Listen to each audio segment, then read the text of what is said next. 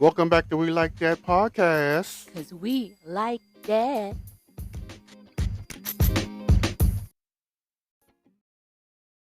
I'm Joe. And I'm Calvin, Welcome back to We Like That podcast. because we like that.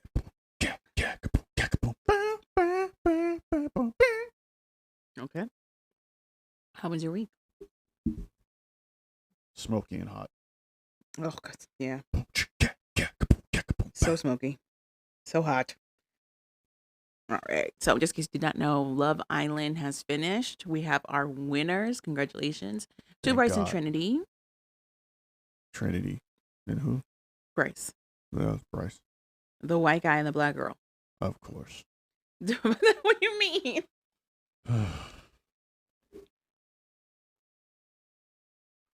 That don't mean nothing. Okay. My bad for the silence. You're so crazy. Anywho. So, bingo. So, what? I played bingo. I'm very upset. I bought a bunch of extra specials for nothing. For Exactly. nothing. I won nothing. Exactly. What do you mean exactly? Sure.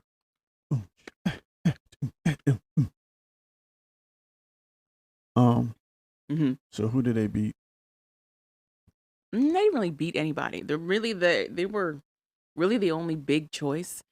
But who came in second surprised a lot of people. Anaya and Carl surprised them because Anaya had the meltdown with KC. Their whole situation, whatever. Surprising because they thought KC was gonna be in the finals with TT, and they weren't. Zach and Kata were instead. Zach and Kata came in dead last. Melanie and Sincere, another couple that people didn't really want to be together, but like really liked Melanie for, came in third. And then Anaya and Carl, who's had the least amount of time together of all the couples, came in second. And it surprised a lot of people. We got to see final dates, and they were hilarious. Zach and Kata, who technically have been together since almost episode 1, got like a riverboat ride and sandwiches. It was the most regular dougala date that they got. And then Melanie and Sincere got like a little yacht, but nobody was on that yacht. They had to make their own food. They had to make their own pizza. And they had to give each other massages. There's nobody there. That's probably the plan for the show. It was hysterical. And then we get to Anaya and Carl's date, who again have not had the most time together. Disney princess, flowers everywhere. They made them a book that told the story of their love together. It is highly debated that production got in there, saw all of the Princess and the Frog edits that people have been making around Anaya and Carl, had Anaya dress up in a green dress, had Carl dress up a certain way. They got crowns. Like, they went out for their date. They went all out. Most of the budget went to that date. And then Bryce and Trinity had their final date. They had a cutesy little like private dinner for 2. And then to my chagrin, they had Polynesian dancers come out. These Polynesian dancers were everywhere. A little bit of Fijian, a little bit of Tonga, a little bit of Tahiti, a little bit of Hawaii. Like, they're in Fiji, but whatever. That's a nitpick for me. But outside of that, Trinity and Bryce then won. So there you Okay. go. That happened with Joe. Skitty bop bop bop bop bop. So, do you want to talk about Dark Side of the Ring? Do you want to talk about 90 Day Fiance? What would you like to do? Hey, start worth the watch, I guess. Okay. Go ahead. Dark Side of the Ring. The finale of the Jeff Jarrett story. Well, the TNA story. It wasn't really Jeff Jarrett's story. Seemed like it was a Jeff Jarrett story to me. I disagree. Okay. What did you think? So we watched the final episode for the telling of how TNA kind of came to be. At this point in the story, we're finding out what's happening post Jeff Jarrett leaving TNA. And it's going downhill, basically. Dixie and the Hulk end up splitting ways in the most humiliating way. The writers are at odds with each other per usual. The talent is getting shooken up because basically Dixie's like, it's my way or the highway. And most people are like, well, then highway, I guess. TNA gets bought out. It becomes Impact Wrestling. That doesn't really do anything. And then Jeff Jarrett continues Jeff Jarretting, basically. He starts working in other venues. He works in India for a wrestling group, and then he works in Mexico for another group. And he's also battling addiction at this point. He's pretty much going through the ringer. So finally, Kurt Angle's ex-wife, who becomes his wife, pretty much sticks with him through the whole thing. Gets him into rehab. He goes into rehab, and it doesn't take the first time. I guess. It doesn't. And then finally, it takes, and he's pretty much, I guess, in charge of some wrestling company. What is it called? AEW. AEW now. He's not in charge of it. Well, he's one of the guys in AEW. He does help with a lot of the training for the new talent that's coming on board, and he still wrestles. So it was a good finish. It was a what you call it? I don't know. An like a bittersweet finish? Bittersweet finish to everything he went through. I just seemed like to me what happened was, so they ended up bringing him back after the Hulk was let go, and it really, Hulk wasn't let go; he left. Well, the Hulk leaves, and that pretty much didn't do anything. TNA was pretty much done at that point. So, they also tried to use the Kurt Angle, him stealing Kurt Angle's wife, as a bit. It worked, but then it still didn't help at the end of the day. Right. And it was more a humiliation ritual than it was anything practical for the storylines that they were trying to use. My takeaway from this is I didn't realize, like I said, he started TNA and how much of a legacy he had. Also, he was able to inducted to the Hall of Fame as well. Right. And to the WWE Hall of Fame, which I was kind of shocked. But I wasn't. He's been very influential in a lot of stuff. He was there for Owen Hart. Like that. It did a lot. And there was a time period with WWE where they were bringing back almost anybody and everybody from that Attitude Era to give them their flowers, to have them go into the Hall of Fame for what they did for the work and for the company. So I didn't think it was unusual to have him come back and basically get celebrated for all the past effort that he put into the company. The one takeaway that I took from the show was that he is as committed to wrestling as a wrestler as he is a fan, and he's like maintained being a fan throughout his career while also wrestling, which I think also helps to feed into a lot of the love he has for the craft. But also his work he did on himself. It seems like he's done a lot of work with like psychological professionals to address a lot of things that he didn't even realize were feeding into a lot of his negative behavior. He talks about how like he didn't realize like a lot of the root of his drinking and trying to squash a lot of his emotions down was like he just hadn't really ever forgiven his father for essentially like abandoning him for most of his youth. So I respected that. I can care less. Sob story. Okay. No, really. It pretty much, he wasn't dealing with nothing. He was just moving on without actually dealing with the hurt or the pain of losing a friend. And then realizing he wasn't really moving on. Yeah. And then the odds with losing his wife.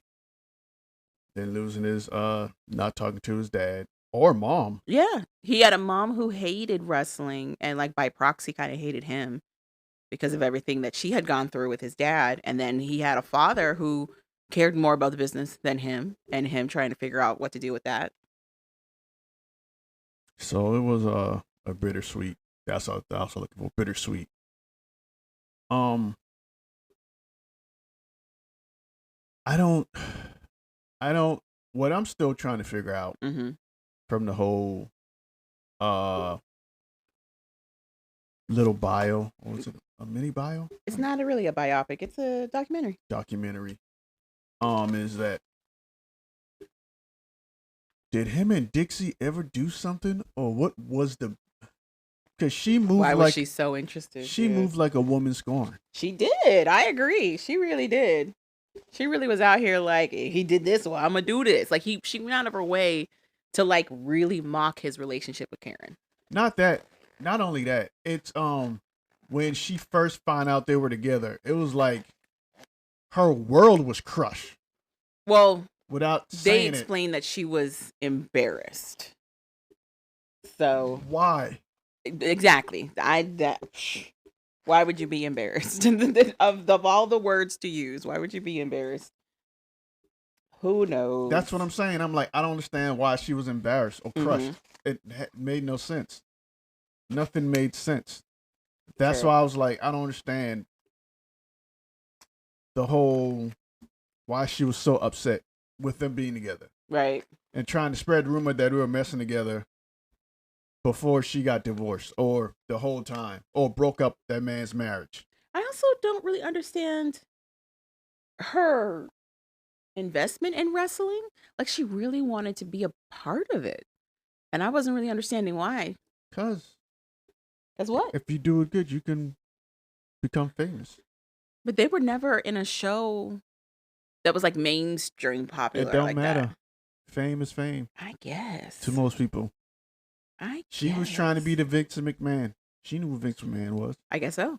She was trying to be the Vincent McMahon. But it was just a very interesting take. And then her hope that by pairing up with Hulk, it was going to lead somewhere. And then he ultimately just uses her for his own purposes. Everything she didn't want, she kind of blamed Jeff Jarrett for doing, but he hadn't actually done. Hulk does. But she doesn't say anything about it. And then she kind of debases herself when he's about to leave to try to keep him on. And mind you, this is not even at the height of Hulk's career anyway.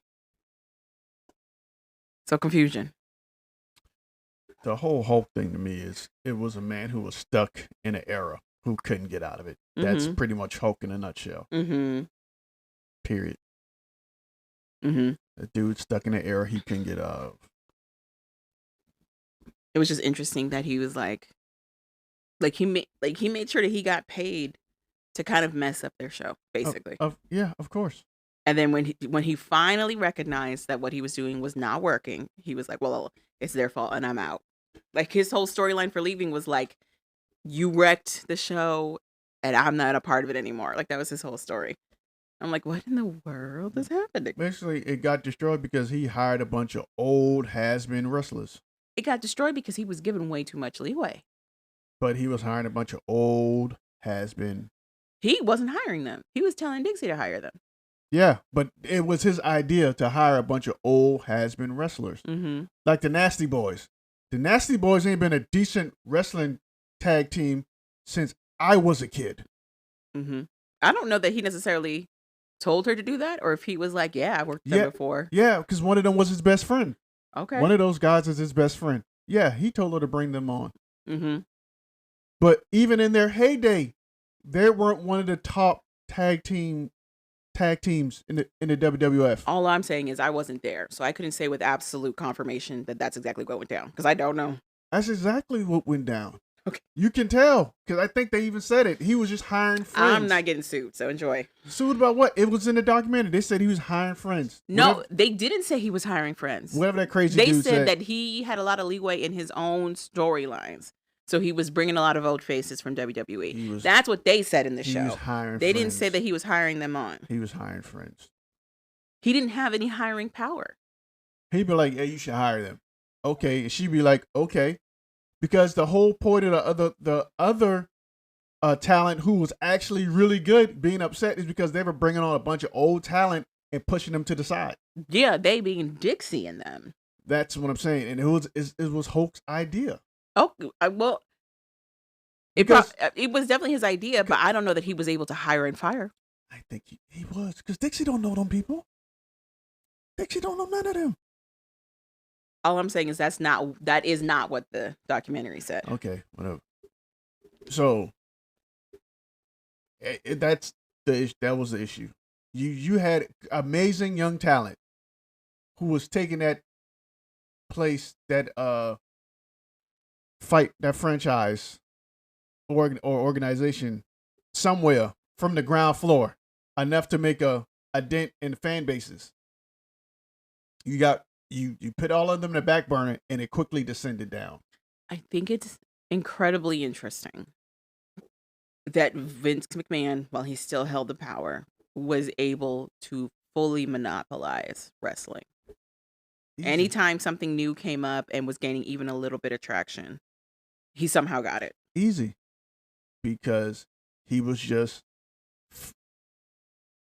freeze them out. Meaning he'd be like, okay, can your budget keep up? And majority of the time, their budget just couldn't keep up. He did not end up purchasing TNA though. He didn't want it. Mm-hmm. It wasn't. He didn't want it because it was nowhere for them to go anyway. Mm-hmm. So he didn't have to have it. There was no way for them to go. Mm-hmm. So that's all he was doing. I just got to outlast you. Mm-hmm. And I'm going to do it because I got the money and the funds. I got all the TV deals. Mm-hmm. I'm the brand.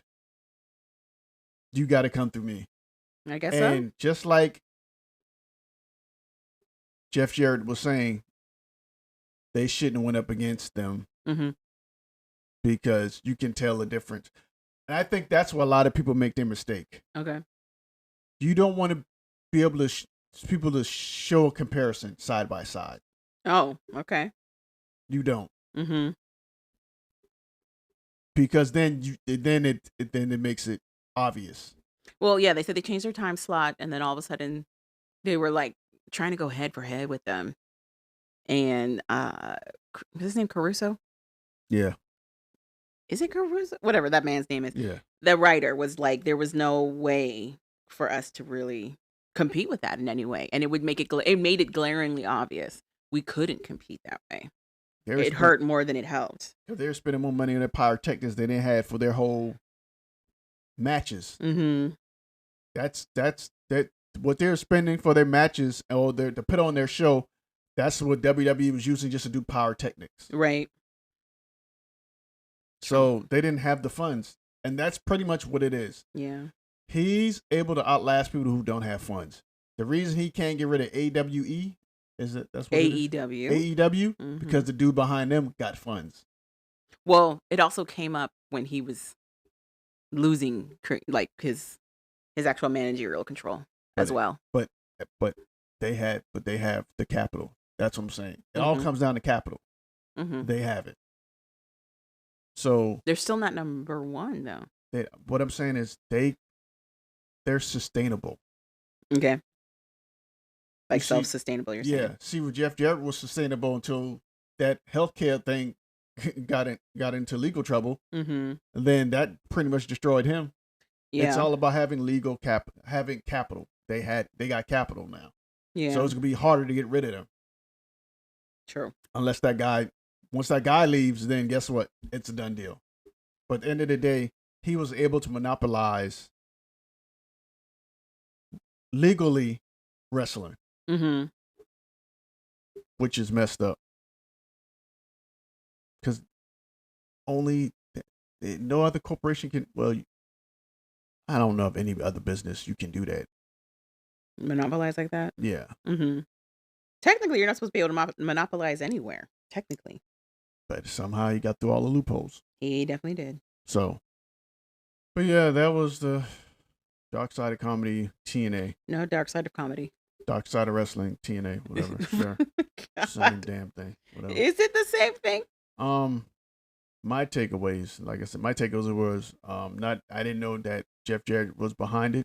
I didn't realize how long he was in wrestling. And it was just a lot of stuff I learned about him. Like I said, Dixie, I want to know what did anything happen between them? Between who? Dixie and Jeff Jarrett. Oh, okay. like relationship wise, because like you said, she did everything like out of spite, like she was scorned. Mm-hmm. So I like to know. But other than that, it was actually a pretty really good watch. I'm interested in seeing what else they're gonna put out. They put out a new episode. Their new season just clicked off, so this was our first 3 episodes, and I think they continue for like at least 8, if not 10. So, if maybe more. So I'm interested to see what the rest of the season's gonna bring, and catch up on all the seasons I missed out on. So it wasn't that bad. Majority is gonna end bad. Well, it's Majority called of it. Dark Side, so So it's not called And Then a Happy Ending. It's called a Dark Side. So we'll see. well, it can be the dark side of the business, and then it can all have a happy ending at the end. Mm-hmm. But majority of them are not going to. So, because if you go watch the first two or three seasons, it's depressing Okay. that it is. That was worth the watch. Moving on to 90 Day Fiance. Yeah. So we're gonna start with Katie and Josh. So Katie came out her drunk stupor and trying to figure out what happened. And I guess Josh tells her you were trying to lick face. You were doing a lot of sexual assault. Yeah. A lot. Luckily for you, you're a girl and no one cares. So then she does the only thing that she shouldn't do. She goes running with the one guy that he doesn't want her to talk to. And they pretty much go run and talk. You know his name? No. Okay. But it's the guy that she got caught making out with before by Josh. And him and Josh actually had a friendship that he deaded because of everything that went down. And it was absolutely a situation where he definitely put a lot more blame on the guy than he did her. He was like, you should have known better to the guy instead of to ridiculous what's her face. So I don't understand why he thinks a guy is gonna turn down free sex. I'm confused why this guy is like, yeah, I'm gonna still be friends with her. I'm like, it's very interesting. Because he knows anytime he wants it, Javon, he can get it. He distinctly says that he's no longer going to pursue that avenue, but wants to still be friends with her, and then talks to her about how he's concerned about her drinking. Sure. Who knows? It does seem very weaselly, but he's like, yeah, so are you sure you want to marry? That's Like, exactly what it is. it's very interesting for someone who's like, no, I don't. I'm not focusing on her that way. Like, okay, Whatever. right. I see right through you, sir. And she's not gonna stop. I didn't know you can blame your OCD for you becoming a sexual assaulter when you get drunk. Apparently, you can. I didn't know you can do that. Apparently, you can be like, listen, it's not me. It's the OCD. Okay. And people I can't stop it. Can't stop, won't stop is what my OCD said. and people go, maybe Diddy should have used that as a It is in the court. interesting the conflation that she has about her obsessive compulsive disorder, because she likens her wanting to kiss all these people with her compulsive disorder. It's something that she kind of becomes obsessed with and trying to refrain herself from doing so. And then she drinks, and all of her, I guess, her mental barriers to stop it from happening are completely gone, and she just impulsively does all this, according to her, except that it's very repetitive behavior, so I'm a little confused out as to how impulsive it is. And I kind of agree with Josh that the making out with friends part, maybe not so much the OCD. So, but it's very interesting how she tries to dissect that, but also this acknowledgement that she thinks it's related to her disorder but hasn't sought any kind of treatment for it, knowing that it hurts other people. So it's very confusing. And that's the thing. It's very interesting.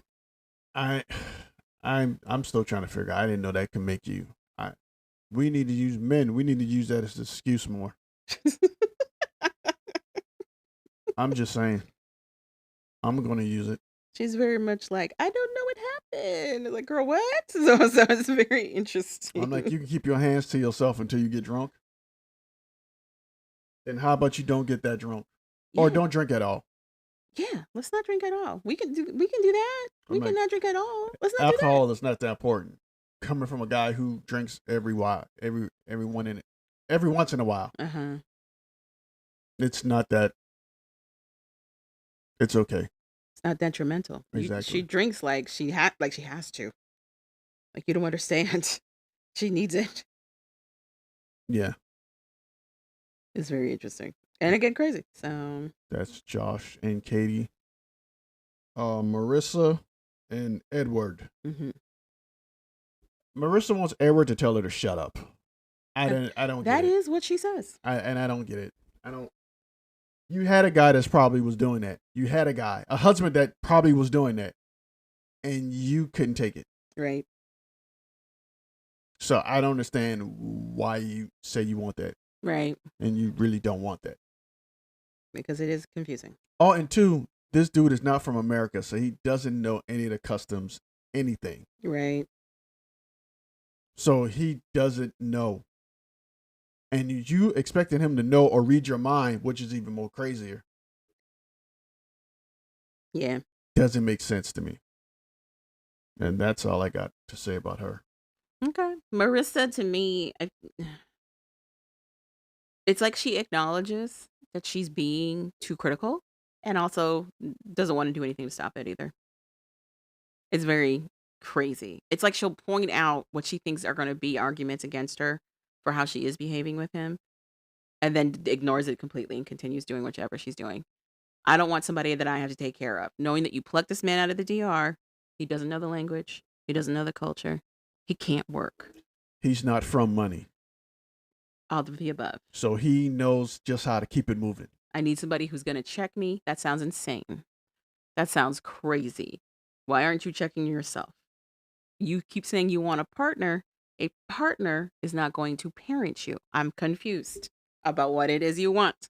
Also, why do you and your mom look like sisters and not in a positive way? What's that about? It's very interesting. And that was Marissa and Edward. Mallory and Rassett.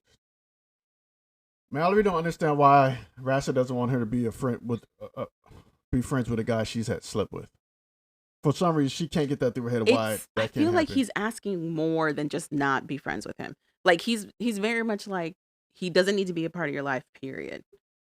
And I don't fault him. I don't fault him for thinking this at all, especially given the history of everything and the conversations that they've had up until then of her dropping the prenup, telling him that he needs to get with American culture or get lost, that he needs to do everything according to her way and not compromise with him on anything. It's insane. It's insane. It's insane. She legitimately gets upset that he won't sit at this baseball game next to this dude who just threw popcorn at him and just eat it and just be like, yeah, it's fine. Well, that didn't happen till the end. But still, like her whole attitude is that he just needs to get over it. And it's like, what do you mean? You brought up a great point that if this was the other way around, she would be flipping tables. She'd be flipping tables. If she was in Turkey and he was still best friends with a girl he slept with, and she had to get over it and be friends with him, she'd be losing her ever loving American mind. 110%. Absolutely. So, I don't understand. None of us do. We're all confused. Break up with him then. If you find all of this to be so flipping difficult, break up. So, confusion. That's Mallory and Rassett. Mm-hmm. Trying to figure out what they're going to do about the prenup and him not wanting to be friends with her. Friends with benefit. Right. Shay and Annabelle. I almost said the wrong thing. Okay. He finally confronts his daughter about telling his business. Okay. It goes nowhere. Okay. So he invites Annabelle to the lake. And this is why I say his daughter is two-faced. I don't think his older. I see. I don't. I'm not gonna act like he has another daughter. Okay. I don't think him and that other daughter. I don't think those sisters get along. I don't know. I'm not saying they're like enemies, but I do think they don't get along as good. I think this is a lot of assumption because we only saw that girl for like maybe 5 minutes. And she even said your dad's favorite. Okay, but that could mean anything. It doesn't mean she hates her. I'm not saying she hates her. I'm not saying that. I'm saying I think they're not as close as I don't know. I'm wondering if she just didn't want to sign the waiver to constantly be on the show because that happens too. They just don't want to be associated with the show as much. Because I think it'd put her in a bad light, and I don't think she wants to be seen like that.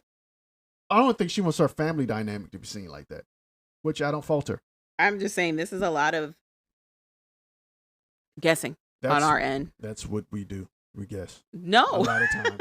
A lot of times it's just your opinion. That's all it is. You're guessing. I'm just saying you're spending a lot of time to talk about somebody who's not on the show. Anywho, Who's not even on this show. But anywho, so they go to the lake, and I guess Shay forgets that Annabelle's there.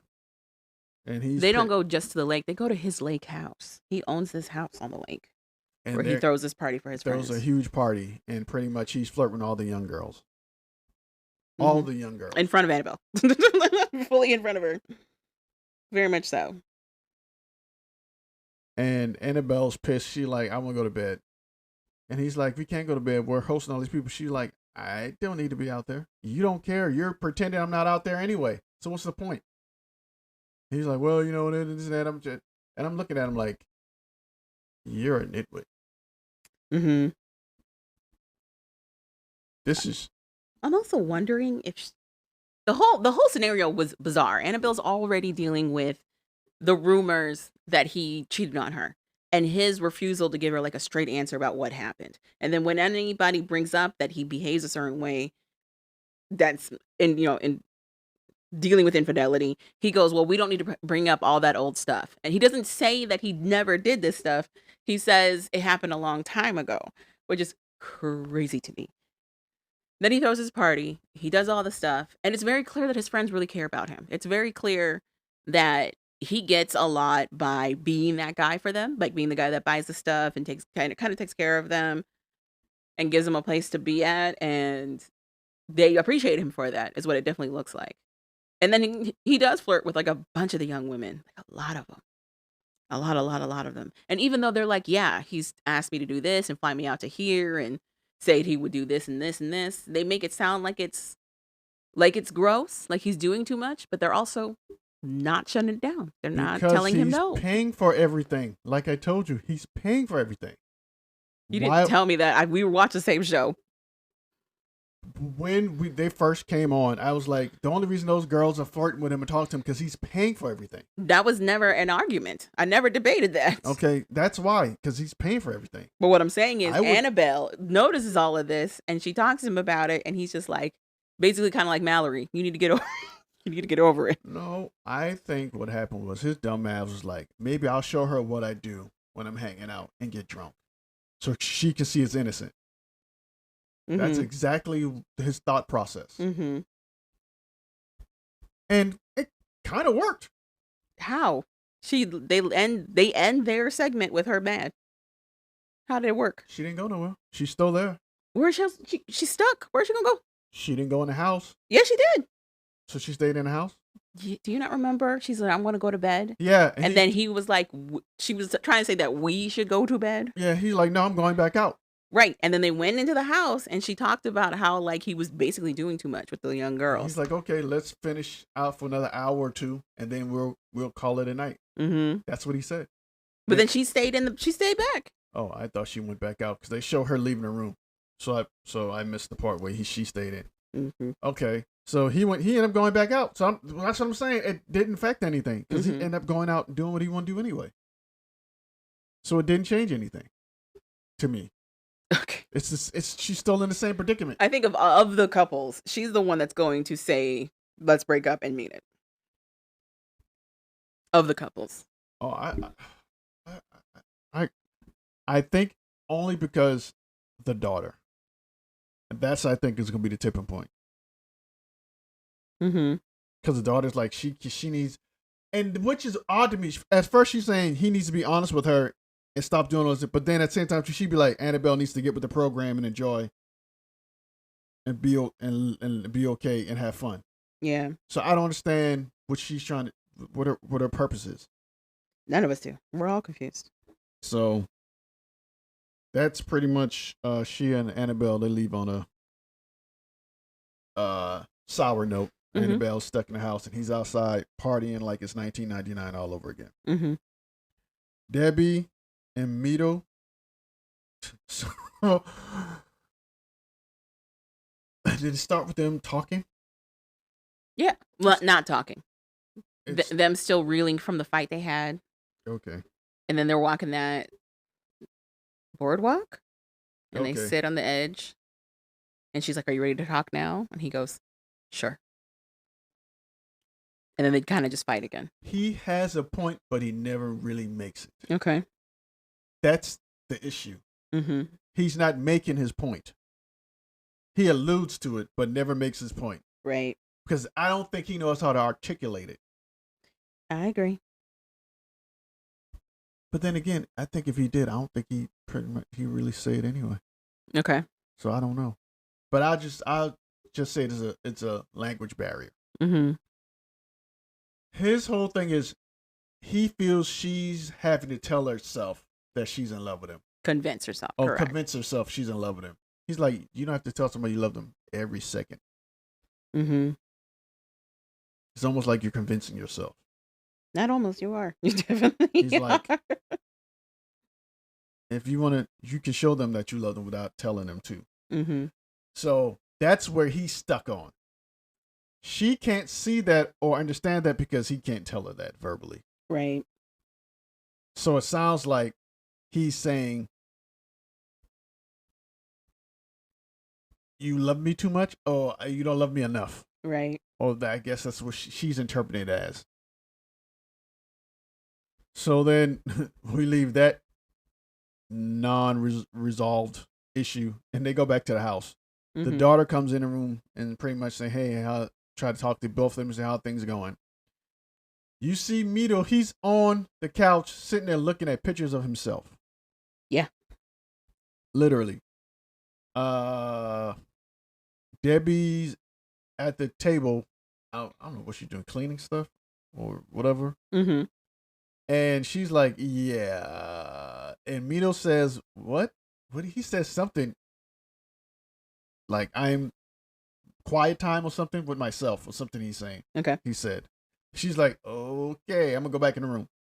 She goes back to the room, then eventually her and her mom go to get their nails done. Mm-hmm. In a weird nail salon with swings as seats. They talk. I don't even think they resolved anything, if you ask me. Right. They were just talking to talk. What did you take from it? I don't know what to take from it. I feel like Mito's made up his mind, and he's perfectly content with, in the words of your boy, letting her pride keep her warm at night. Like he's very much like, eh. I forgot that.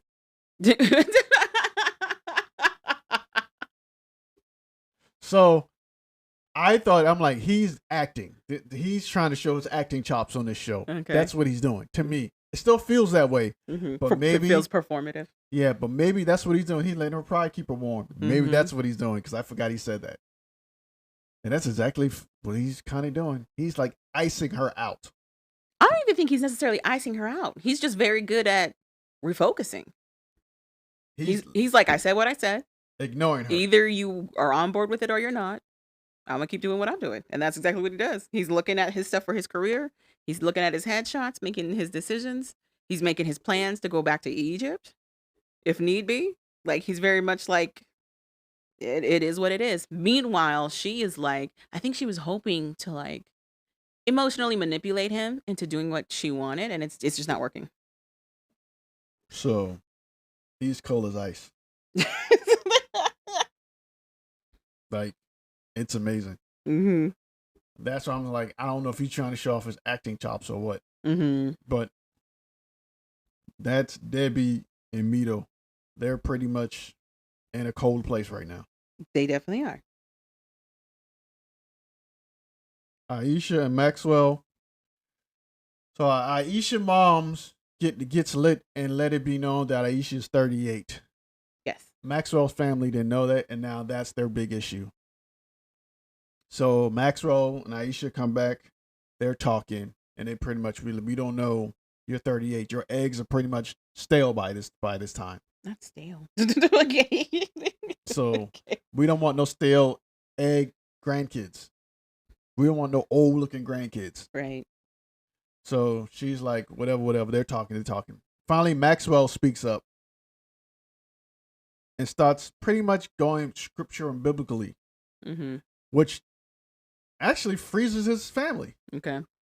And his dad kind of eases up and goes, because I think this is the first time he's heard Maxwell talk about Aisha this way. Okay. So now I think he feels more like, oh, this is actually his decision, Mm-hmm. not her making him or brainwashing him into the decision. This is actually his decision because Right. now he's talking and he's verbalizing what he wants and how he feels. Right. So now it seems like his family is a little bit more on board, Yeah. I would say. Then Aisha goes into performative prayer, and Mhm. that's where we leave the couple. Yeah. Pretty much, I think his mom and dad are more on board. Her and Aisha having a little moment where she's like, my mom sitting here running her mouth. Mm-hmm. Because Maxwell's like, how did you guys find out that she's 38? And Aisha mom goes, well, I told them. She's like, Ma, you told them? She's like, yeah. I'm like, okay, makes sense. Mm-hmm. So they're pretty much setting up to get married to go try to get the K1 visa. That's their plan. Mm-hmm. But on the outskirts, we have a friend that Aisha has who's against this whole plan. Yeah. And we will get his side this week. Because she's Or next moving. She is episode. moving ridiculously. But yeah. I'm not shocked. I wonder what happened to her friend and his friend.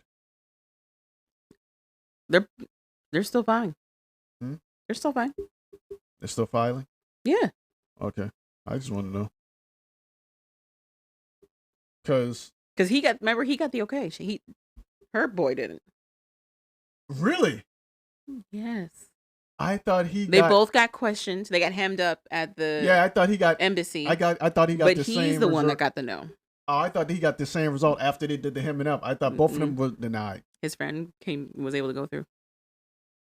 You sure? Positive. That's why she flew down there. Because Oh. she was like, why are they allowing him but not you? That's crazy. Okay. That was the catalyst for all of this. Man, okay. Makes more sense. You're crazy. No, I thought they both got denied. And I'm like, I wonder. Initially, they did. And then they went back, remember? Yeah, and I thought And when then they went back, When they I went thought back, both of them he got didn't get anything. It ended up being worse for him. But his friend was able to. Okay. Well, learn something new. Moving on. Thomas and Paula. Mm-hmm. I don't know. Okay, so we go down to visit Thomas's mother and stepmother. Mm-hmm. So, quick background. Thomas' mom and dad split when he was young. Apparently, his mom really wasn't in his life or in the picture. Mm-hmm. So, the dad and the mom do not get along at all. So, And they heavily implied that like some bad stuff went down. So rewind. Paula went down there another time, or visited with the mom and stepdad. Dad and stepmom. I'm sorry, dad and stepmom, and the mom somehow or some way was there. Paula and the stepmom got close and were having a good time together. Then the mom somehow got involved or got in between Paula and the stepmom and Paul and mom start actually becoming closer and friends. Paul and the mom, I guess, go off somewhere and then come back. And ever since then, the stepmom has not liked Paula as much because she feels as though she's closer to the mom than she is to her. So there's tension there. So now cut to Thomas and Paula going down to meet his mom, his dad, and his stepmom. I thought they were going to see the grandparents. Mm-hmm. They were going to see his dad and his stepmom. They get down there because his stepmom owns a farm. They get down there, and you can kind of feel the tension between her and Paula. And that's when we find out the reason that they have tension is because Paula and the mom got closer than Paula and the stepmom after her and the stepmom started off on a good foot. And the stepmom and the mom and Thomas' mom don't get along at all. So they go down there, they get there, they're talking. They pretty much have an RV. And Paula's kind of happy for the RV because the RV is, I guess, better than the place she's living in right now. Somewhat. Yeah, it's got furniture. So she gets down there, she changes, and they're like, how you going to do the farm in those clothes? I'm like, he has on. Okay, now you're undercutting how she's changing. She's on a literal farm. She's still dressed very fashionable. She's wearing skirts. So? She's on a farm. Okay. Well, I'm not. Why I got to change how the way I feel about myself because I'm on farm. Okay. Obviously, she doesn't care. Okay. Okay, what? She doesn't care. So she's happy dressing the way she wants dressed on the farm. They were talking about the practicality of what she's doing because she's supposed to be helping on that farm. That's why you see them feeding the animals. Why should they think she's really going to help? Why would they think that? Because she did it last time. I'm pretty sure she did it the same way. They mention how she didn't. Okay, whatever. Well, this time she's in a better place. Okay. She's here now. So evidently she doesn't want to do it. I think she did it the first time because she was trying to get in with the family. She's in now. She don't really need them. So they're doing it the stuff. They're trying to get a little bit closer again. They're having a good time. They make veggie burgers for her. The veggie burgers are good. You noted that she puts mayonnaise on her veggie burger. Mm-hmm. And why is that important? She said she's vegan. And mayonnaise has an animal byproduct. Mayonnaise is made from eggs. Okay. Maybe she's not that strict of a vegan. Anywho, they're talking, and Thomas and Paula go, they want to invite them to the wedding. So Paula pulls out this mini little suitcase, and the stepmom is excited. She thought it was so cute. Then inside the little suitcase was a pig. So then Thomas goes, we want to invite y'all to the wedding. But we're also inviting my mom. And the dad goes, we'll see if we can make it. Mm-hmm. And to me, the reason he said that, because since the mom, I think he knows the mom's going to show up and he doesn't want to be in the same room with her. So he's like, we'll see if we can make it. And then the stepmom goes, I need to get somebody to watch the farm for like a week or two. She's like, you can't get somebody to watch the farm for 2 days or whatever. She's like, that's going to be hard. Which I don't think it is. Well, let me rethink that. With all the stuff going down now, it might be hard. Right. Her usual go-tos might not be here. So, yeah, it might be hard. But I don't think they want to come, but the mom's coming anyway. They don't want to come. So, honestly, I can't fault them. It's like Javon said in the beginning. Something crazy went down. They're alluding to it, but they're not really alluding to it. They heavily kind of detail that his mom did not raise him. She wasn't present in his young life. They make it seem like at all. Right. It's like she had him, was in and out, found her a new family, and then left. I don't even know if found a new family is the thing. He definitely says abandoned them. He makes it sound like, and when they went through the court proceedings, he was able to get the custody of the children without any issue, which he points out in America, that's really rare for the dad to be able to do that, which is true. And it heavily implies that something else went down to showcase that the court felt that the children would be in better hands in his custody than hers. So how long has the stepmom been the stepmom? He said, the dad said that him and that lady raised homeboy. Thomas. Mm-hmm. So, okay, then I can see why she's insulted a little. But in the day, that's not your kid. So, but I can see. And that's pretty much where we leave it at. Yeah. Them camping on the farm and trying to see if he can talk his dad into coming to the wedding. They can talk his parents into coming to the wedding. Mm-hmm. And that's pretty much a 90-day fiance. A wedding, mind you, that might not even happen because they're still fighting. They're still fighting. So it was very interesting for them to pick and choose these battles. I'm not shocked by the battles. Mm-hmm. Because they refuse to actually admit that they don't know each other at all. Very true. You got anything else to add for 90 Day? Mm-mm. Moving on to love during after lockup. Lockup. Starting off with Kaylee and Michael. Kaylee goes back to the parking lot to pick up Michael, and they pretty much talk about the same thing we're talking about. How she ruined his credit. And now her dad is his dad. She's upset because she thinks he stole some of her money for investments. Mm-hmm. And how he's ungrateful for her spending money on herself and money on him and putting herself in debt. And I think that's the crux of the argument for me. To me, it felt like the argument was, I need to get you here so I can get back to the halfway house.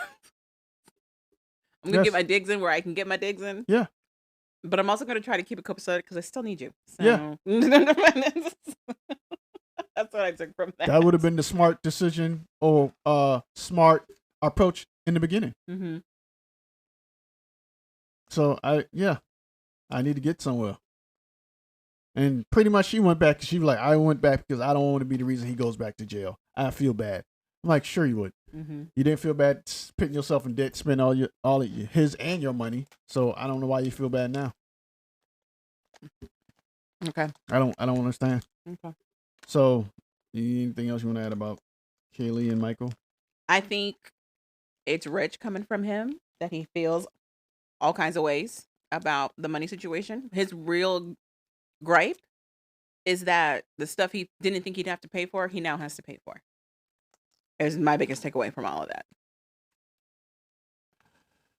Now that I'm thinking about it, that's so true. That's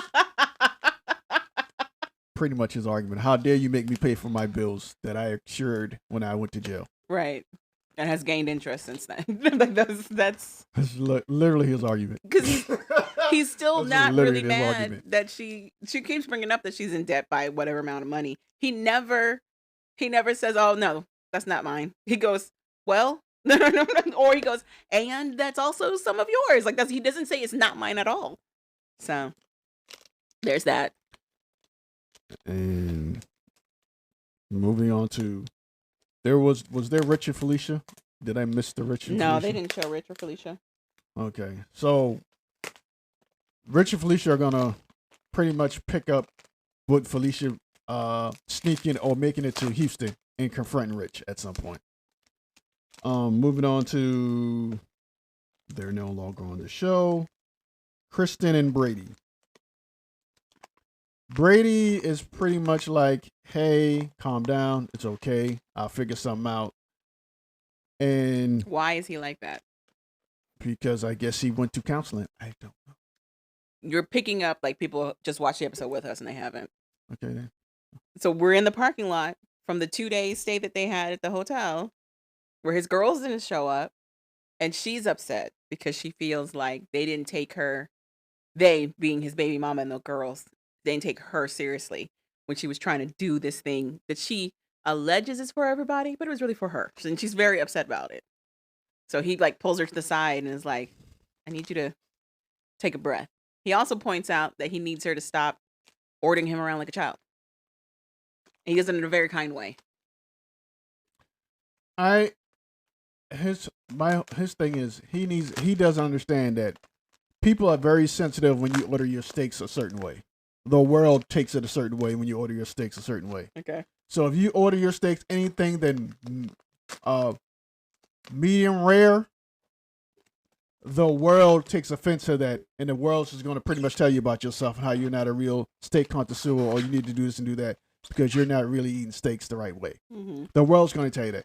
This is coming from a person who has this issue with the world. Every time he orders his steaks, the world finds out he ordered his steaks. The world gets upset. Mm-hmm.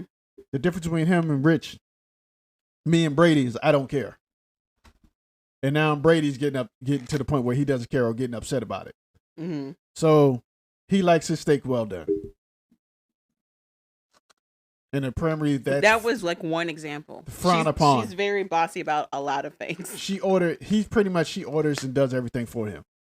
That's why he doesn't like it. Mm-hmm. So they have the conversation in the parking lot. He tells her, please don't do anything. I'll figure it out. She then finds out also he owes $35,000 in back child support.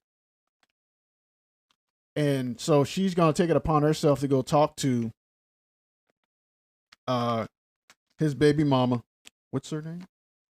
I don't know. I wish I had her name. I just have names. I don't have that girl. Kiara? I don't know what the name is. She decides to go talk to the baby mama to see if she can rectify and figure out why she didn't let him see his kids. Yeah. She goes over to the house.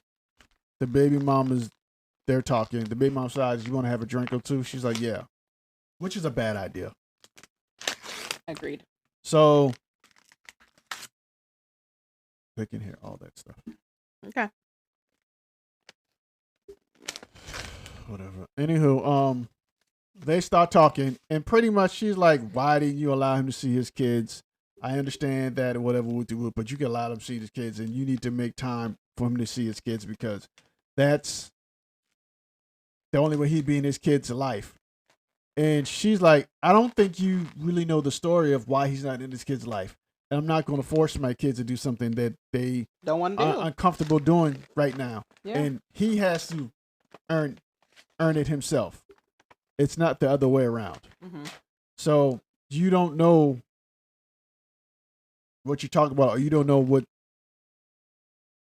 the issue is. So you should step back and shut up and stay in your place. Kristen doesn't like that. They pretty much, the baby mom asks her to leave at that point. She leaves. And in the next episode, we can see Brady calls her and be like, what did you do? Because I don't know why she thought that'd be a good idea or what that was her place to do, which it wasn't. Now she just made things more difficult. And now the baby mom want to be an a-hole. She can pretty much send him back to jail for child support. Yeah. If she wants to. So she just made everything worse. First of all, I don't know why she thinks they're friends. Okay. And the baby mom made it clear that we're not really friends. She did make that clear. She made that abundantly clear. So I don't know why any delusion. But that's my take from that conversation. She just got in a situation where she didn't need to insert herself. To me, making things worse. Okay. What do you think? I think a little of all of the above. There is a concern that, what's her name, Kristen? Sure, yeah. She has that the baby mama is just being spiteful. It doesn't matter. I agree it doesn't matter. But I also think that there's a fear there that the baby mama also wants a little bit more from Grady because he's been away from them for so long. Like she want him back or something? Mm-hmm. Oh. Yep. Grady's got 2 girls with her. He's got the longest romantic history with that baby mama. He needs that baby mama to stay in his life in order for him to have a relationship with those girls. She doesn't know what the dynamics of that actually looks like in a healthy way. I mean, she's got her baby daddy who also stays in her life, but she doesn't view it in the same perspective. First of all, the baby daddy said, "There's no way in hell we getting back together." That was also the same baby daddy that was on the phone telling her he needed money for DoorDash. That's who she was on the phone with at the beginning. I thought that was Brady. No, that was baby daddy. On their phone, it says baby daddy. That's who she's talking to. My bad. My bad, Brady. I thought that was him. No. Okay. So, I think for Kirsten, she is creating her own madness. I agree with you that she's doing the most right now. She's doing the absolute most. He had a 48-hour day pass from being in the halfway house. It's 300 miles from her. She could have absolutely focused on just them. Found somebody to watch the kids and just focused on her and Grady for those 2 days. Instead, she tried to put as much family time, quote unquote, together in the most insane way, where she just took over, paid for everything, and felt like everybody, I don't want to say entitled to, maybe entitled. She felt entitled that everybody was just going to respect her for taking that action and do what she said accordingly. And of course, that's not what happened, because people have their own minds about things. Being away from his girls for 6 years, his girls were, I want to say they were in elementary school, and now they're almost in high school. That's a huge time that he was gone from their lives. Why she was under the impression that they were all just going to get on board, I don't know. There's also something that the baby mama said where she felt like Brady was going to prioritize Kristen's family over hers, that I felt was interesting. Because she very much gives the impression that she's moved past Brady, that they just have kids and it is what it is. But then she said that, and I was like, that's interesting. That's an interesting take. So I feel like part of Kristen's argument that baby mama is being spiteful just to be spiteful is partially true. I also feel they've mentioned it more than once that this lady has seen Brady at his lowest when he was in the deepest throes of his addiction. And I feel like she probably feels like she's owed a lot of stuff from that. And then to see Brady come out of jail and maybe move on with Kirsten and have this like family dynamic that he never gave her girls, I can understand her feeling away. I'm going to do something that you said I never do. Oh, Lord, what? I'm going to resolve judgment. Okay. On who? The baby mama. Okay. Until I get more. But everything you said makes 1,000% sense. I mean, I can't, if that is what's going on, I can't fault her either. You were with this guy when you guys were teens, late teens, early 20s. That would be the easiest conclusion to come to. Yeah. You stuck with him. He did you dirty. He did you bad. You had to raise these girls on your own. Now he's with this other woman who keeps trying to like transplant herself into your life for some reason. And then comes and talks to you like you did wrong. Get out of here. Backeth of my hand you shall get smited with. Enjoy the taste of the slap. Like I couldn't, I felt like she handled that situation the best that she could. Slap until Slim Jim. I felt like she was very respectful in how she handled Kristen. Because Kristen was coming at her sideways. So don't get kicked in the pussy. That's crazy.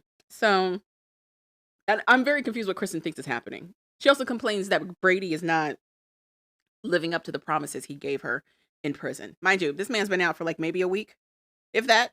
What promises can I do? He's supposed to be a provider. I'm not. He said he never wanted me to work. Girl, does he even have a job? Like, what are you talking about right now? I just got out yesterday. What are you talking about? Also, he's a former crackhead. What do you think? You think he was sitting on like a doctorates this whole time taking crack? You know you can't look for a job while you're in jail, right? Because you got to kind of show up, and that's going to be hard to do when you're in jail. You can barely find a job outside of the jail right now. Like, so I'm a little confused as to what she thinks is supposed to be happening or how fast this stuff is supposed to be happening. And you're in Missouri. What do you think is going on? I will give Brady some kudos. I'll probably have to take it back later. But right now, he's handling all of this really well. Really, really well. Managing her emotions, being there for her kids the way she wants him to, like to show up for, dealing with his sobriety, trying to figure out how he's going to maintain this sobriety, and then about to be back at that halfway house where he's near nobody. Just like a birdie,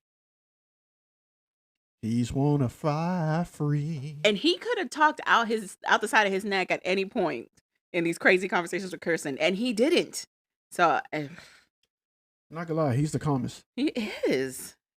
And that's Christian and Brady. Carrington and Zay, they've been gone since the second or third episode. Did they ever come back? No, they're not coming back. Are they done? Yeah. Okay. She's moved on with her sugar daddy, the old man or something. Is that what happened? Is that how that ended? Yeah. I just remember her conversation with the sister, her finding out that he's using again, and I don't remember anything else past that. And that was it. Okay. Dear Cyrus.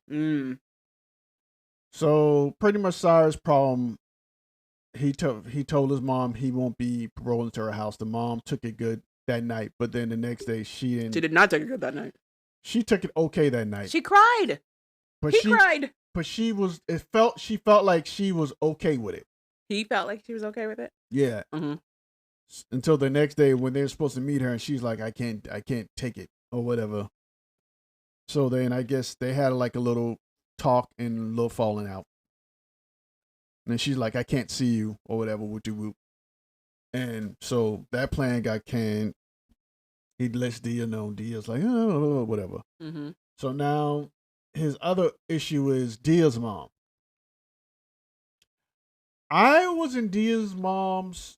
So I'm assuming Dia does not live with her mom, or does she live with her mom? That's a great question, because I thought she was living with her mom. When he got out and they were celebrating New Year's, that was her mother's house. So I thought she was living there. But then she was like, no, we're going to take him back to our house. So she doesn't live there with her kids. They go there a lot, but she doesn't live there with her children. So where is he supposed to parole to? Her actual home. Okay. So they go to Dia's home. Yeah. He pretty much tucks the kids in, and he's like, Going through the motions. He's like, I want to set up lunch with your mom, and so we can sit down and have a talk and hash out these details between us, or these issues between us. The mom pops up, I guess. Mm-hmm. So the mom pops up, and I'll be honest with you, I was on the mom's side for like 1.5 seconds. Mm-hmm. She is a lot. She's demanding all the stuff day one, mm-hmm. which I can't fault her, but it's day one. Calm down. It is day one. So he pretty much, I guess, respectfully puts her in her place. Okay. And accepts her issues and tries to reinforce and reassure her that he's not that guy. I guess for now, they're calling a truce. I don't even know if they are. That's all I would say. I don't even know if they're calling a truce. The mom gave him a hug and was like, okay, I'll give you a chance to prove yourself. Mm-hmm. Seemed like they made a truce to me. I don't know about That's it. A truce is, I'm going to still be an a-hole, but I'm not going to be as much of an a-hole. That's how I take it. Oh, I might not say it to your face, but I'll say it to Dia. That mom is very reminiscent of a lot of Mexican moms I grew up with, where what they told you is not what they mean. So I don't know. That's damn near every mom. So that's not particular to Mexican mom at all. Mm-hmm. That's every mom. They just want to confuse you mentally to keep you on your toes. I don't even know if it's on purpose or it's just subconscious of them being like, sure, whatever, just to end the conversation and then later be like, I told you. So I didn't like how the mom was coming at them, knowing that her daughter has chosen this more than once in her life. Why aren't we going after your daughter? Why are you going after him? So whatever. I didn't agree with you, but I kind of do now. Mm-hmm. Because even I was like, all right, lady, get off my nuts. I'm not even on the show. Get off my nuts. I've been out for 36 seconds, for maybe 18 hours. Right. Get off my nuts. Can I have the first day to breathe? I'm trying to get to know you, and you're getting a drink. Yeah, a drink. Like a one. A cup. God, drink this whole goddamn bottle in front of you right now. And then throw up on your shoes and go to bed. This young guy is dealing with so much. He is 10 years younger than Dia. First of all, he's coming in to be an immediate father to her children, one of which is almost his age, her eldest. He's taken on all of the emotional debt that her ex has left. Both exes. And her emotional debt. And her emotional debt. And his trauma. Yes. He's dealing with some serious trauma. And the mom's trauma. And he's talking about how, like, he's trying to stay in the moment and not kind of like get lost in his thoughts from all the time he spent locked up. You see him fall asleep in the car and she hits a bump and he wakes up like he's about to be attacked. Like he's on high alert. He's not really sure where he is. And she has to like shake him to kind of like refocus him. The kids on the backseat like, what the is he all right? Yeah, because he tenses. And he talks about how like he can't really sleep. He can't really sleep in a comfortable bed or on like comfortable pillows. This is the guy she brought around her kids. He's not used to that. He's like, I kind of want to sleep in the bathtub because it's the closest thing to sleeping in a cell. Just to kind of like feel normal. Because he hasn't been a normal for so long. And this is why you're right. She need to talk to her daughter. This is not the dude this dude got PTSD. He does. He says it. I've got PTSD, I've got anxiety, and I've got depression. Which means he's been attacked multiple times in a prison. Yes, he's survived a lot, is what that means. Not only that, they probably took his virginity. Okay. Anyway, the point is, he needs to focus on himself. Oh, they tried, and he had to fight. Oh my God. A lot. The point is, he has to focus on himself, and I don't know that he's going to have the space to do that with Dia. And who's to say the dude that was in his roommate, they didn't get into fights? Him and his roommate both seem kind of, I don't want to say the same type of broken, but like similar in like. They're the same person. I don't know that they necessarily are. I don't know that they necessarily are. They're close enough to be the same person. I don't know. Yeah. It's just one guy.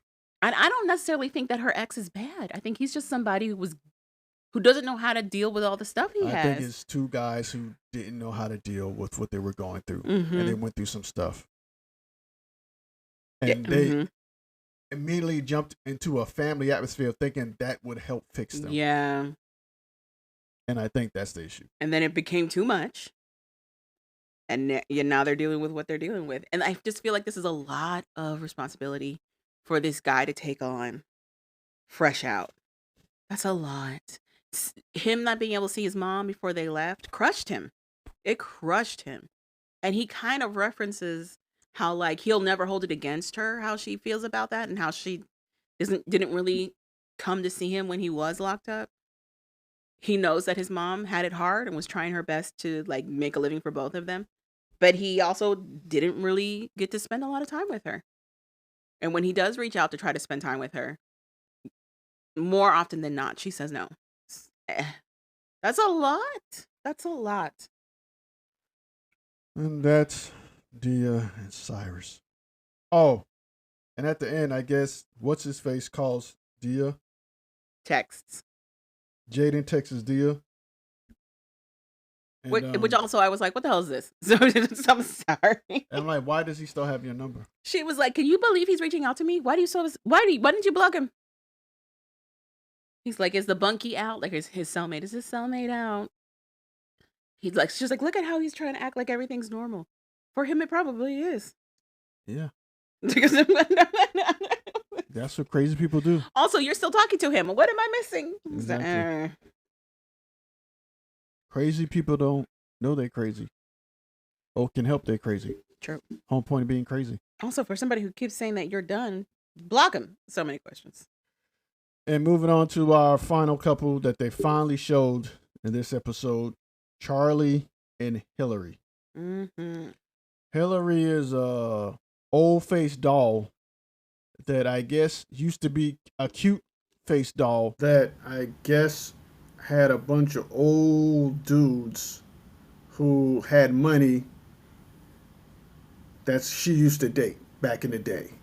She was married to one, and all the dudes she dated had money. So she's a bougie inmate, I guess. She meets or starts talking to a guy named Charlie. Here's what's funny. In the bio, they got Charlie as a 55-year-old eclectic guy. Mm-hmm. He's a lot, but eclectic wouldn't be I guess. Right? Yeah, he's eclectic. Charlie's weird as hell. He's known as Dirty Red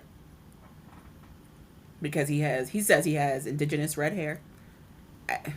He's like, that's what they say. I said, is that what they say? A lot of people I've never say heard it. of this. No one says it, but a lot of people say it though. Apparently so. He met Charlie. I'm sorry. Charlie met Hillary while she was working at another correction facility. He was her supervisor. I guess they started talking. And then I guess another inmate said they were messing around with each other. And Charlie gets fired. Mm-hmm. So he used to be a correctional officer.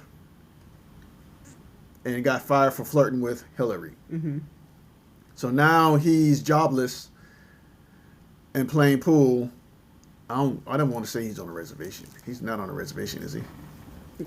He is. He is. He's on. Okay, so he's on one of the reservations. So what Hillary doesn't know is that Charlie is not going to be able to take care of her the way she thinks he can take her because he has no money. Charlie is poor. Charlie's like, she's going to have to get used to being with a guy that doesn't have money because I don't have money. Giggity, giggity, goo. But all of a sudden we find out Charlie has a $200,000 settlement that he might be getting. Right.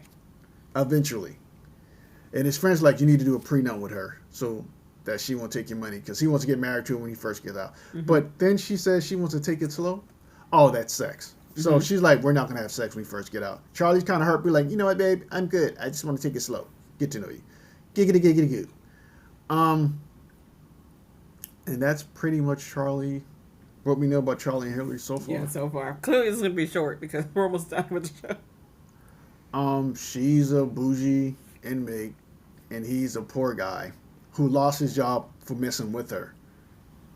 And now he's trying to make it work with her. Mm-hmm. She also has a secret that her ex has asked her to come to Florida and live on his yacht with him. So we'll see. I feel like yacht is being used real loosely here. Of course it is. He sends her $100 a month for what? Of course it is. What you do with $100? So that's right now. That's Charlie and Hillary. Mm-hmm. Anything else you want to add? I kind of like Charlie. Charlie's too weird for me. He's so weird. I love it. It's like he was in the 80s and he just never left it. He's stuck in a bad Michael Jackson video. A bad Poison music video. Yes. Or any spray hair band in the 80s video. Yeah. That's definitely what he gives. That's love after. Oh no, we got one more couple. Oh, okay, who? The saga that is Bonita, mm-hmm. Damon, and Goddess.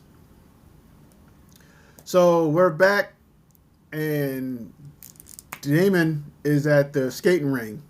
I guess he's gonna have his daughter come to the skating ring. They're gonna skate and spend some time together. Mm-hmm.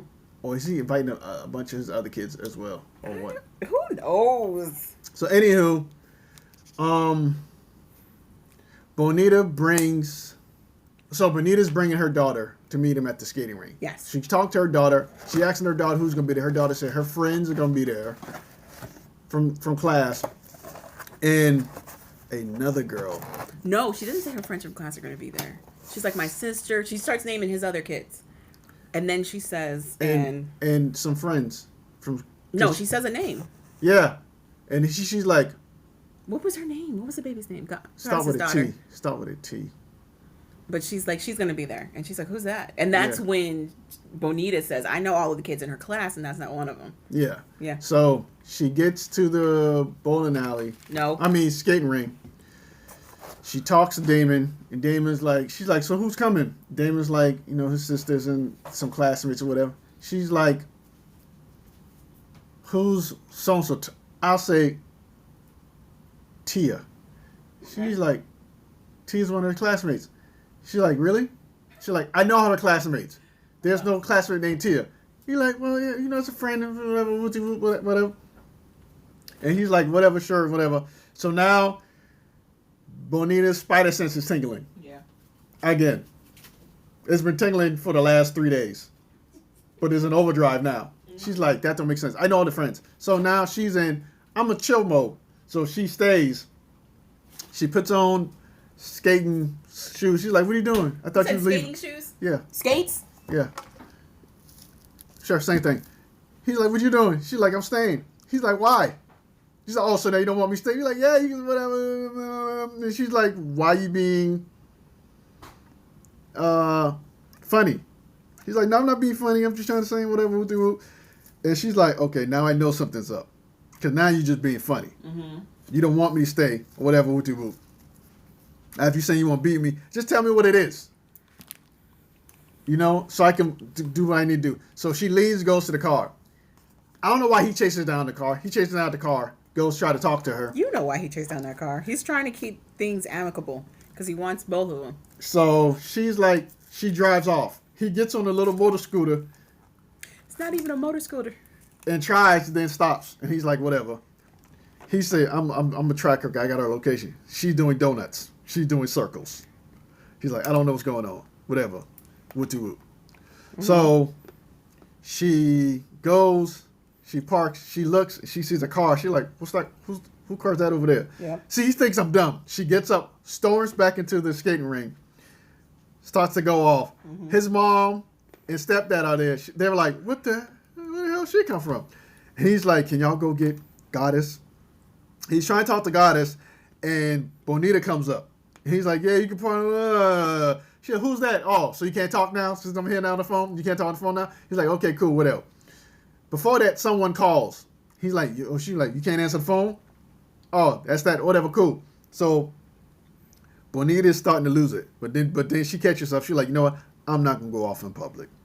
You're trying to make me look crazy, like the bad guy. Mm-hmm. So I'm going to just leave and go because I'm not going to embarrass myself more than I've already been embarrassed. Mm-hmm.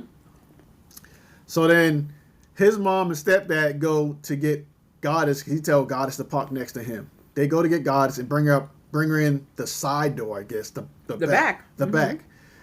He goes after Damon goes after Bonita and pretty much trying to talk her down. He's like, look, I gotta talk to you about something. And she's like, talk to me about what? And he's trying to say, but he's not really saying, I want you to meet somebody. She's like, I ain't got time to meet nobody. I ain't got time for this. You've been playing games. So he's trying to get her out, and he finally gets her out. Mm-hmm. She leaves. Goddess comes in, and Goddess is like, what's going on? She's like, no, whatever, nothing, whatever. So now Goddess is trying to figure out what's going on or whatever. She's like, I haven't seen you. He's like, well, I've been with my family chilling, whatever, So he's trying to, I don't know what he's doing.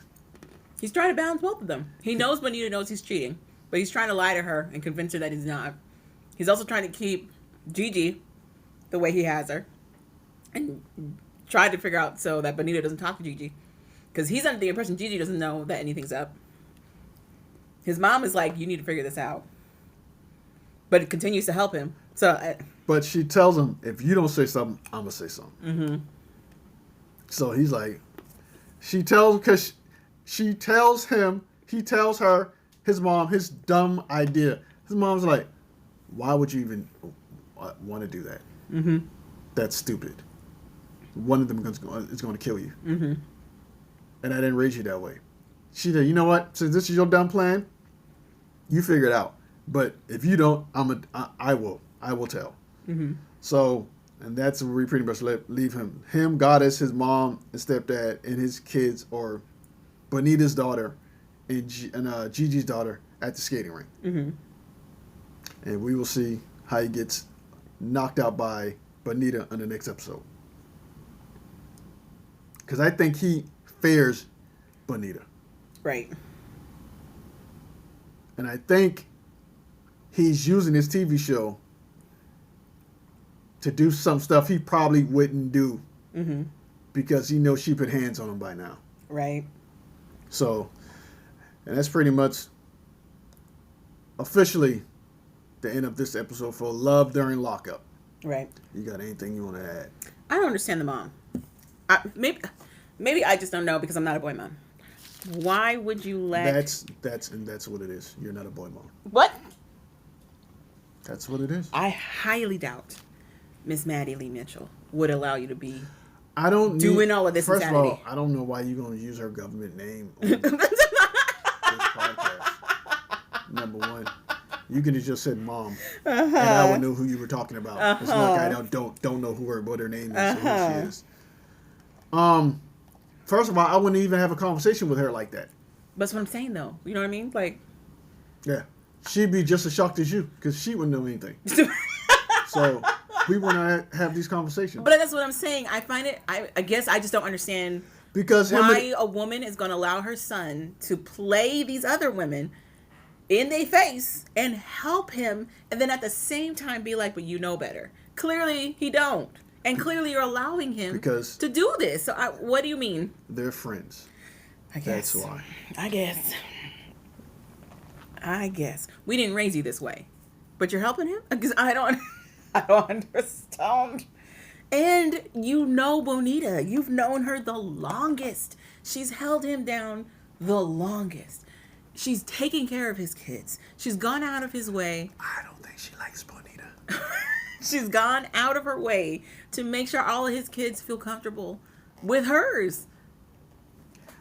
Why are we doing her dirty? I don't know if you noticed. I don't think she likes Bonita. I don't know. I'm so I don't think confused. Bonita like her neither. I stay confused. I think they're cordial. I don't think she likes her. I'm confused. Because she's in Gigi's corner. Okay. She don't like Bonita. Mm-hmm. Bonita don't like her. Mm-hmm. Because Bonita talked to her friend about her. Bonita knows his mom's a snake. His mom's a snake?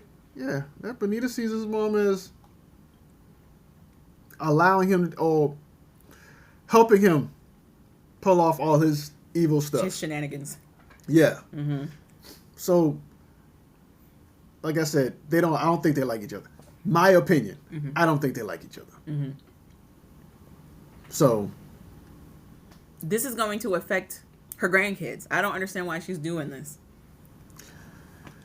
whatever. Ain't it her? Sure. I don't know what you want me to. I don't know what to say to that. Mm-hmm. So that's all I got. I don't know what to say to that. Yeah. Because there ain't too much you can say. Is that it is what it is. That's all I can say. It is what it is. But Any other couples? that's it. Okay. I forgot I saved the best for last. Bonita is talking in the third person. That's how matchy is. And I don't like messing with people who talk to themselves in third person. Listen, I don't like dealing with people who start shaking. Like at one point, she says something and she kind of almost breaks down. Yeah. Or she catches herself. Yeah, her face crumples like she's about to cry, and she sucks it right back. Yeah. Because it's one thing, like I said, it's one thing to be embarrassed for Baltimore. Mm-hmm.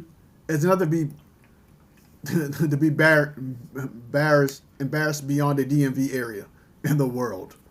First of all, Baltimore's not part of the DMV. I need you to understand that. I need you to know that. I Secondly, just said the DMV area as the DC, Maryland, Virginia area. Baltimore is not part of the DMV. When I said the DMV, I mean this whole area. Like beyond this area. It's one thing to look dumb in Baltimore and I then need to in the clarify DMV. for people who don't know, DMV only relates to around the DC area. They don't. Baltimore does not consider itself DMV. I get that. DC for sure as hell is not considered DMV. I get that, but they're close enough. But that's not the. But what I'm saying to you is region that she's in.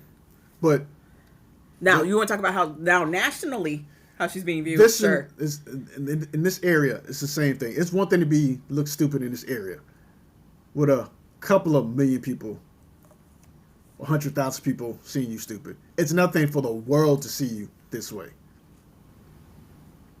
And to have this aura of this strong black woman, this independent woman, this business woman, who, keep it moving. It's hard to have that image when you letting some dude do this to you. Mm-hmm. So. But I think she's also looking at the loyalty she's given this idiot. She's given him a lot of loyalty for him to treat her this way. I'm not arguing with you. I agree with you. It's nothing I can argue. Mm-hmm. So, but we shall see. My money was that they were all in on this together. They were all part of this ridiculous storyline so they could all get the bag. But the way that Bonita is reacting to a lot of these scenarios, either she is a phenomenal actress or she really had no idea. And honestly, my takeaway so far between this couple, I'm rooting for Bonita. I'm hoping she figures it out for herself and for her little girl. I honestly hope that she's able to distance herself from this insane man. But I know that's going to be difficult because of their long history and because they share their daughter. Are they still talking? I don't know. Okay. Yeah. So, yeah, I hope she figures it out.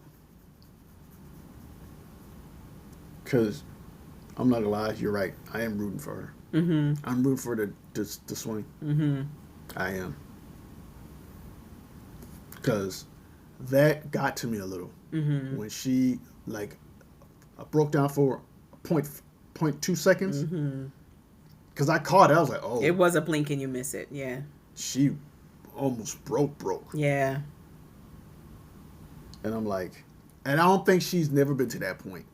Because it's only been the people that they know. Yeah. And then to have a camera in your face at the same time. And then they're asking, how do you feel? Yeah. But even that, him calling her out her name when she got mad at him and drove off, he was like, bitch, no one want to talk to you anyway. I said, what is happening? So, yeah, no. I want to see if she sees that playback. What's she going to say then, too? But, rough. That's it. You got anything else? Any other shows you're watching? No. Okay. I watched that documentary, Outcry. That was on Hulu. What? How was that? It was actually really, really good. It takes a minute to kind of build up momentum, but once it does, it's so good. It's about this football player out of Texas. Was he any good? Yeah. Okay. Yeah. Okay. He was actually decent. Okay. And then... What's decent? Did he have... Hit scouts looking for Adam. What, D1 schools or D2? Texas University? Is that a D1? Texas State? Yeah. Or University? The Longhorns, whoever University that Texas? Oh, no, then he's pretty good. Okay. He's at least a 4 or 5 star. So, they were looking at him. Okay. And his little township was so proud of him because he was getting this attention.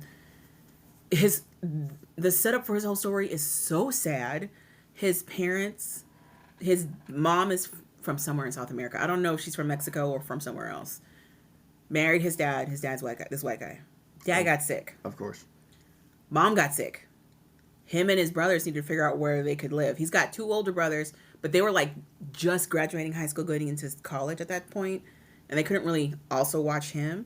So a family friend took him in. So he stayed with the family friend. This family friend had a daycare in her home. So it was him living there and becoming friends with her sons and stuff. And then the charges drop. He is on his way home and he's being told by his girlfriend's parents not to go back to the lady's house because the police are looking for him because they had swung by their house looking for him. And he's like, what are you talking about? And apparently there was an allegation that somebody was touching the kids. They have an interview from one of the children who's 3 or 4 saying that his name is Greg Kelly, that Greg would tell him to put his pee-pee in his mouth, basically. And he didn't like it because Greg's pee-pee was so much bigger than his. And he didn't like it. And so it's like, so this whole narrative gets spun immediately that he was sexually assaulting these children. They get 2 kids to give a testimony, basically, that he did stuff to them. And meanwhile, Greg is over here like, I don't know what they're talking about. Like, what's even happening here? And then as it moves so fast after he gets charged. He gets charged. They take him in. He gets convicted. Like, it happens so fast. It's a whirlwind. And then he's left with the aftermath of the sentencing. He's like, you could either take a plea deal, get 25, or have to deal with the maximum sentence, which is basically life.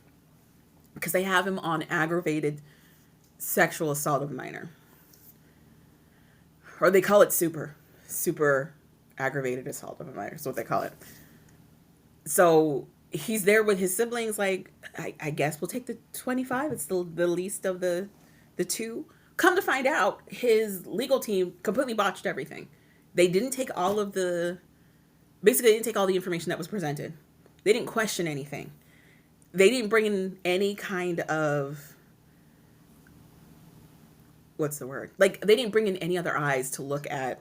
Plaintiffs or any defense. They didn't do any defense stuff. They didn't do anything for this guy at all. And they're like... Because they assumed he was guilty. They just wanted to check. So that is what it gives at first. And then it turns out that his legal team actually had ties to the family friend, to the mom.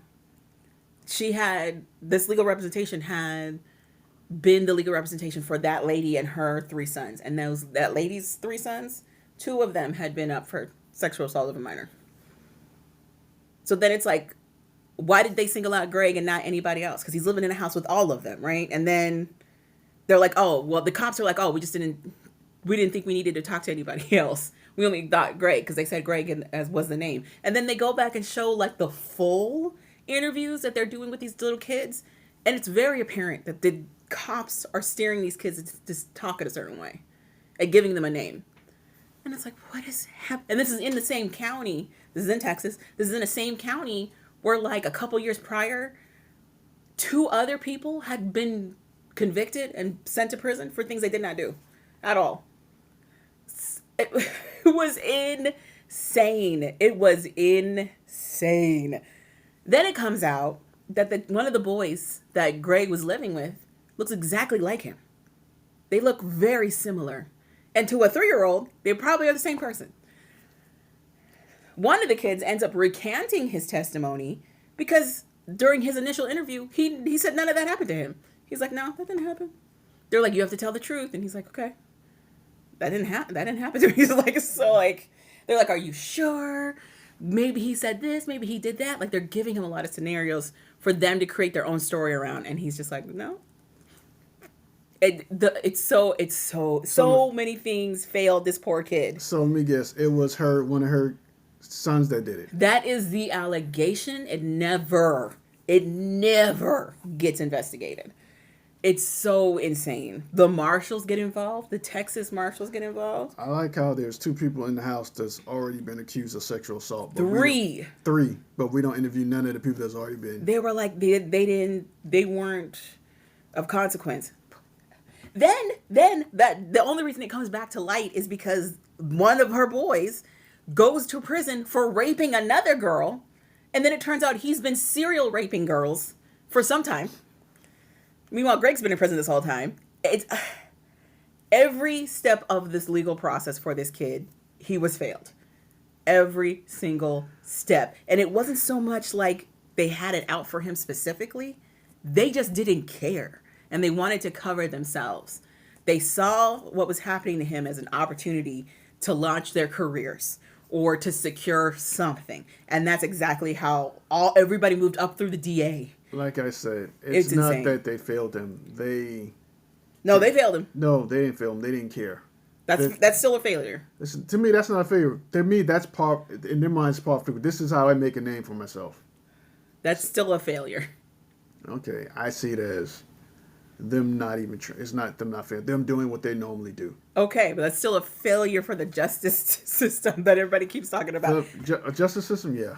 Okay, yeah, I agree with you with that. But for me, for that town, what did they? Because if this has been done numerous times, this is what they do.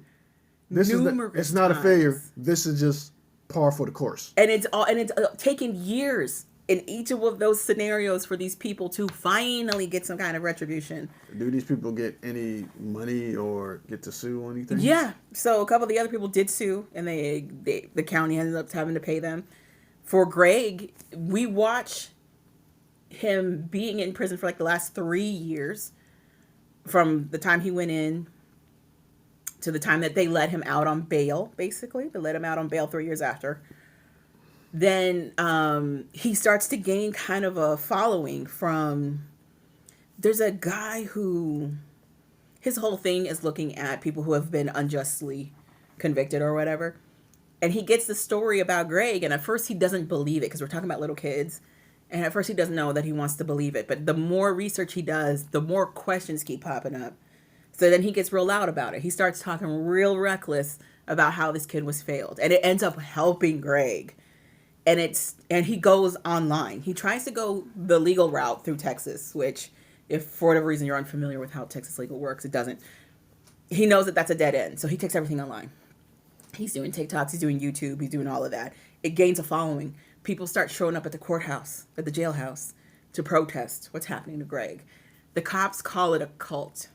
They're like, he's got this cult of people. For whatever reason, they think he's so innocent. And to the end of that documentary, even after they prove that Greg didn't do any of those things, these cops just don't believe him. And there's several people that they use testimony from that also still don't believe that Greg didn't do anything. There's this one guy who worked at a gym that Greg went to. While Greg was still in prison, he was trying to finish high school. They put him in fatigues as part of a uniform when he was going to school. And they're not, you remember the old military fatigues? Sure. That's what they are. They're not even like the 2010 ones. They're not the digital ones. They're the old Army fatigues. He was working out this gym, and apparently he had those fatigues on. And this guy gets the impression that Greg's Marine and served somewhere. And he's like, we bonded on that. Meanwhile, Greg is like, I don't know what he's talking about. We've had conversations. He saw me work out. Like, that's pretty much it. But this guy is like, he feels like stolen valor has taken place. Like, Greg lied to him, made it sound like he was serving somewhere, was stationed somewhere similar to him. And then only to find out that Greg was lying the whole time. And Greg's like, I don't know what he's talking about. But he's dead set on it. Dead set on it. There's a girl in there. She was a victim of sexual assault as a kid. So it doesn't matter what comes out or what new information gets revealed. She 110% believes that Greg had something to do with it. And nothing's going to shake that belief for her. And that's pretty much the mindset of almost everybody else that has to deal with his case. Is like, oh, someone said it, so now it's 110% true. He's got a girlfriend, this girl named Gabri, that he was in love with in high school. That boy who sexually assaulted all these people, he also liked that girl, but Gabri chooses him. That girl holds him down the whole time. From the time that he gets convicted to the time that he gets bonded. She's there when he gets out. They get engaged immediately when he gets out. To when he finally gets, I forget what the word is, but they finally take the charges away from him. It's not revoked. Overturned?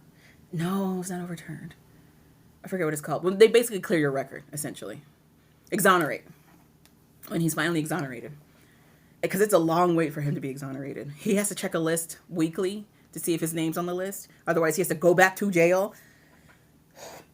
And he's stuck in this in-between, not knowing how to plan for his future because he could go to jail at any moment. You see him trying to get back into football. He's 22 at this point by the time he gets bailed out. And his brother hooks him up with one of those training programs that they do. Sure. You know what I'm talking about? One of those Probably athletic something. Yeah, those things. So his brother's friends with a guy who runs one of those things, and he's like, we do it for all of the major teams. We help with a lot of professional NFL players to get them ready. And he's like, this guy says that he was a little hesitant about bringing Greg in because everybody says that their brother, their nephew, their whatever is really good. Da da da da da. Greg comes in to start training. Mind you, he hasn't touched the field, been near football in like 6 years at this point. And the guy's like, he came in, I could see the wind get knocked out of him. You know, he hung in there, and you know, it was clear he hasn't done it in a long time, but he hung in there.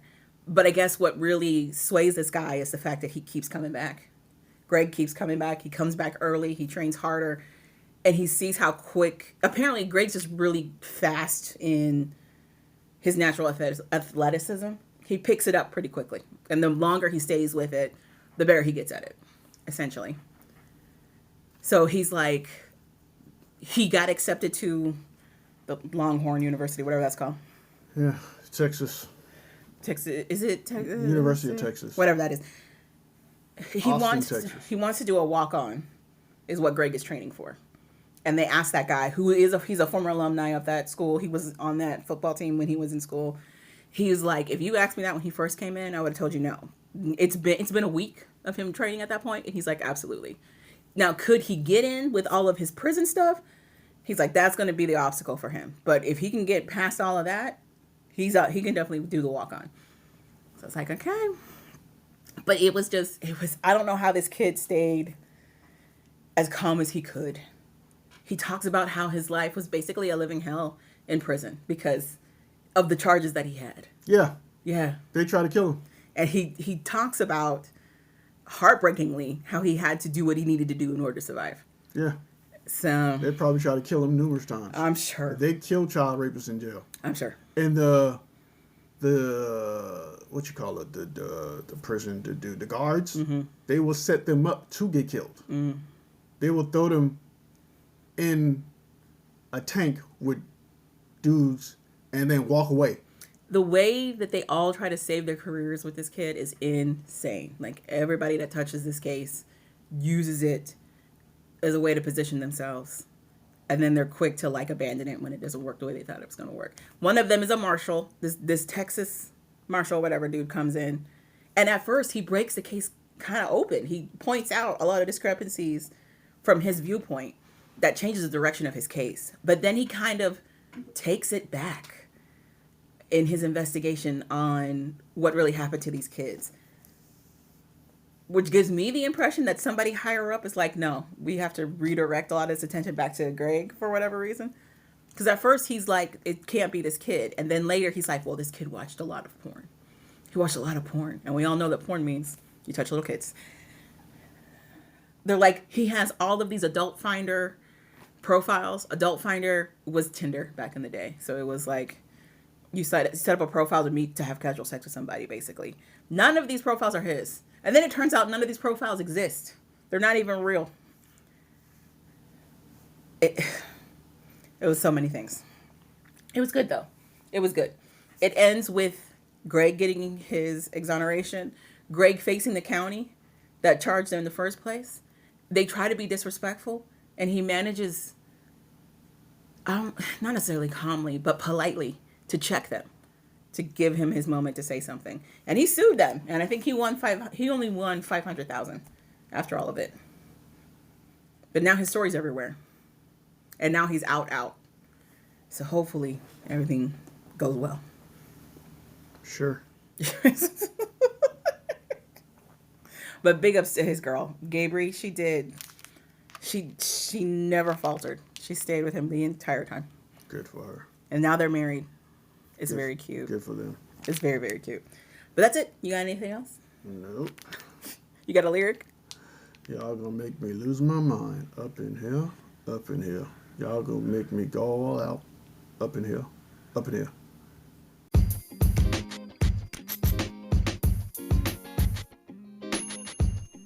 Thank you for listening to We Like That podcast. So we like that. Go ahead and click that subscribe button. You know you want to. And rate us 5 stars. I'm Javon. I'm Calvin. Later, people. And we're out.